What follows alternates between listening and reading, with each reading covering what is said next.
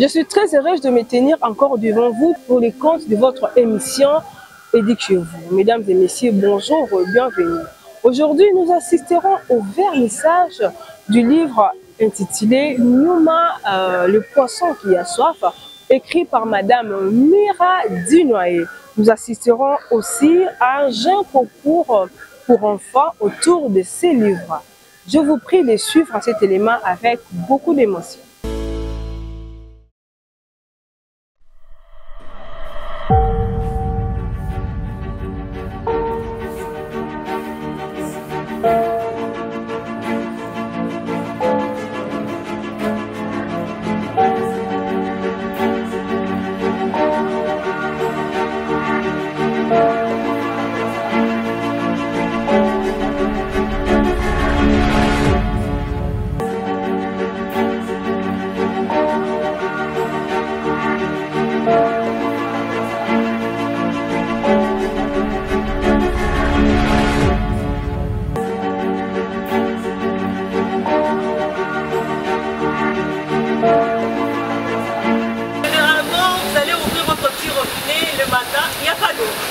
Choc en fait. Alors je me suis dit, à ces rythmes, même les poissons vont manquer d'eau. Donc c'est venu d'une réflexion comme ça. J'ai fait une petite voix un peu sur TikTok. Après je l'ai supprimée parce que je n'ai pas eu la visibilité que je voulais par rapport à ça. Et puis un soir, je me suis décidée, je me suis mise, je dis ok. Et si j'écrivais une histoire sur un poisson qui avait toujours soif, qui n'était jamais rassasié. Mais à la base, je ne savais pas que sa soif à lui, ça allait être une quête, l'envie de découvrir, d'explorer et tout. Et je me suis rappelée de ma mère parce que dans l'histoire, on ne spoil pas, mais la première page, on parle d'une certaine Tate Mira. Tate veut dire grand-mère en swahili. Et Tate Mira, donc je me dis, bon, c'est moi dans le futur, cette vieille femme qui sera là avec ses petits-enfants en train de leur raconter des histoires. Et je me suis dit, bon, et si cette Tate racontait les histoires à ces enfants-là? Et donc dans le livre, il y a vraiment des passages personnels comme la rivière Kimemi, dans lequel vivent les petits poissons. La rivière Kimemi, je me rappelle, la petite histoire, un jour, ma mère, elle nous a trouvés en train de nager dans cette rivière et puis elle nous a tabassés quand j'étais à Butembo. J'avais, je pense, 5 ans ou 6 ans, donc voilà. C'est parti vraiment de ces questionnements par rapport à notre propre vie. On n'est pas différent de ces poissons qui a soif alors qu'il est entouré d'eau. Moi, je compte énormément pour les adultes parce que les gens pensent que le conte, c'est pour les enfants. Mais moi, je me dis, c'est tout le contraire. Qui nous raconte des histoires? C'est les vieux. Les vieux racontent des histoires et nous allons raconter des histoires à nos enfants et ainsi de suite. Donc, c'est vraiment une sorte d'héritage que l'on a, une sorte de perpétuation de tradition, d'écriture, mais ça commence par le plus vieux, aux plus jeunes et aux petits-enfants. Alors les livres, c'est pour les enfants à partir de 7 ans et plus. Les parents peuvent faire la lecture pour leurs enfants s'ils ont moins de 7 ans. Mais pour moi, c'est middle, quoi. C'est vraiment enfants et adultes.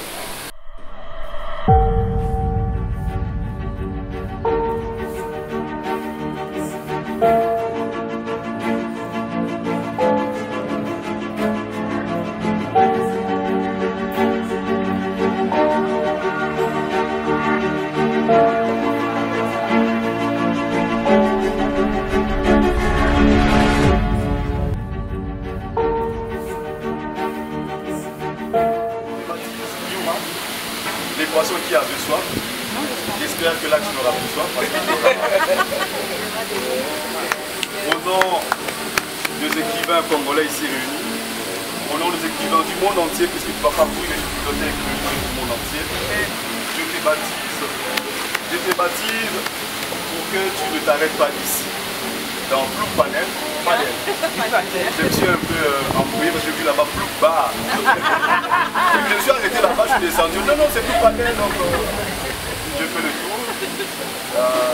Je souhaite à ce que tu fasses le tour du monde.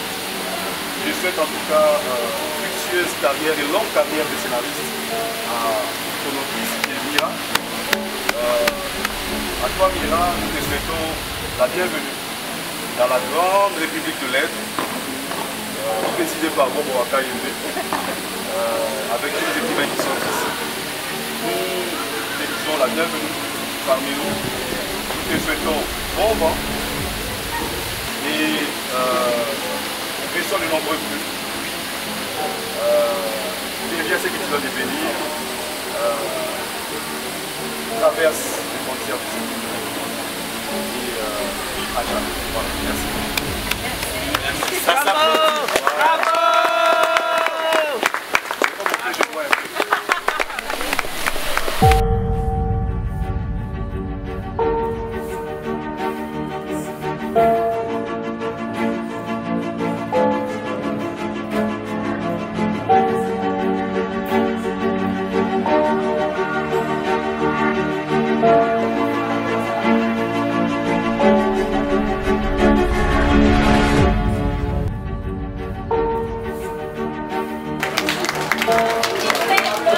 Est-ce qu'on peut faire plus? On y va. 1, 2, 3, 4 et 5. Voilà. Sois pied. On peut y aller? Bien joué. Passons qui a l'histoire. L'histoire est racontée par Akemi. C'est une grand-mère très gentille. Il y avait avec elle 2 enfants. Il y a Toto. Alors nous, Marie, il pose la question, dis-moi, mais qu'est-ce que tu fais sur l'eau? Il lui dit, au fait, ce n'est pas de l'eau, au bout de l'eau. Lorsqu'on jouait, on était en train de nager dans l'eau, on nageait dans l'eau, et toutes les maladies des poissons. Et son père, c'était celui qui était capable de protéger l'enfant. Petit à petit dans notre aventure, je vais t'aider à découvrir ta mission. Toto, tu es capable d'aider Nina à retrouver la force électrique de la vie. Nyuma lui dit, comment je vais faire? Alors il lui dit, parle avec Nina, elle va te dire. Nyuma avance vers Nina et lui dit, Nina, comment je peux faire pour t'aider? Nina lui dit, c'est à cause des hommes qui jettent des déchets partout et ça arrive même sous l'eau et moi je n'arrive même plus à éclairer. Alors Nyuma se dit, je pense que je vais t'aider. Ngema et Nyuma commencent à balayer le fleuve. Ils balayent le fleuve, ils arrangent tout. Tellement qu'ils avaient assaini la place où il y avait Nina. Nina a retrouvé toute sa force. Elle commençait à électrifier tout le monde. Elle a même essayé d'électrifier Nyuma. Nyuma dit, attention, je suis ton amie. Il ne faut pas que tu puisses m'électrifier. Et Nina était très contente parce qu'elle avait repris toute sa force. Nyuma avait réussi à arranger son environnement. Toto! Toto! Mais Nyuma avait encore soif. Je m'appelle Sylvie Chibasu-Zamundu. Je suis directeur des ressources humaines au complexe scolaire Les Loupio. Et je suis coordonnatrice ou responsable du collectif littéraire Bukutani RDC, parce qu'on a Bukutani aussi en Europe. Voilà. La couverture, parce que dans la couverture, les couleurs, et puis c'est l'eau, et il y a un vieil homme, et donc là on voit les traditions, on voit la culture et la transmission de la sagesse, de la culture, des traditions. Et en face, on a un poisson, un très beau poisson, et il est jeune, le poisson. Donc c'est vraiment la transmission des connaissances qui viennent de la sagesse, des gens âgés, vers la nouvelle génération. Je le recommande à tous les parents, parce que je recommande à tous les parents qu'ils achètent pour eux et pour offrir. Ils achètent pour leurs enfants, que les enfants lisent. Parce que ce qui se passe avec des livres comme ceux-là, ça nous ramène à notre culture, à nos traditions, mais ça redonne de la valeur à l'histoire africaine, à la transmission de l'histoire.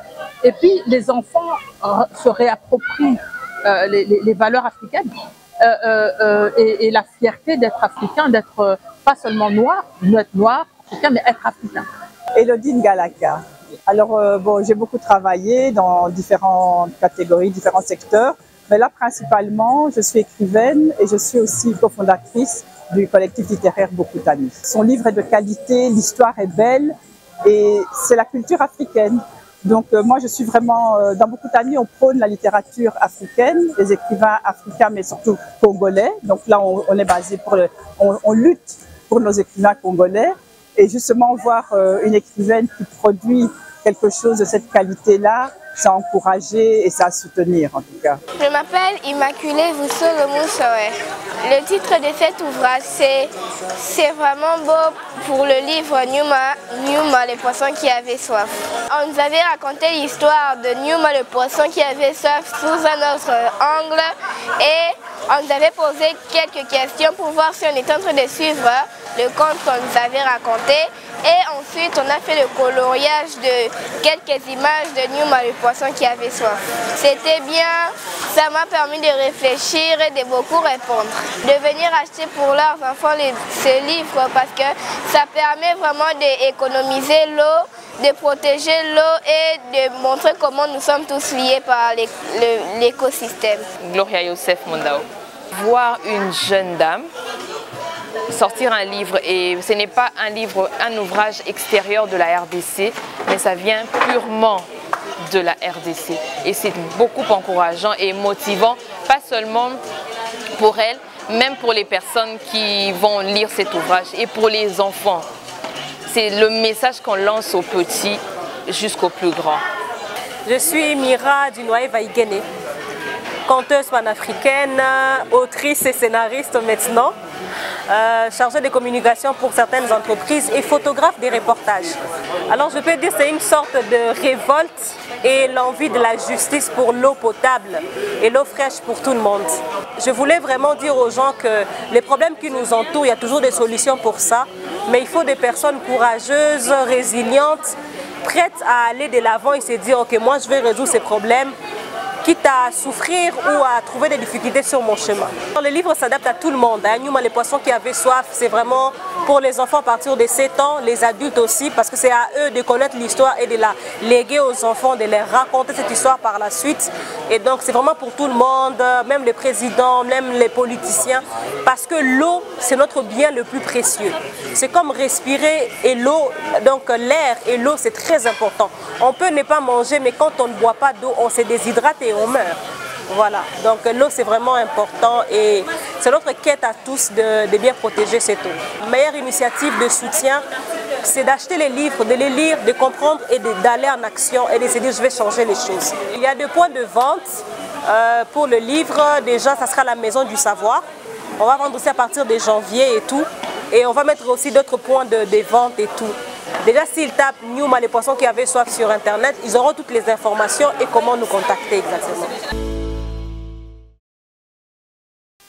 Je tiens à remercier chacun d'entre vous pour votre patience et félicitations à Madame Mira Dunoye, l'initiatrice de cette activité écrivaine, celle qui a écrit Nyuma, le poisson qui a soif. Merci de votre fidélité.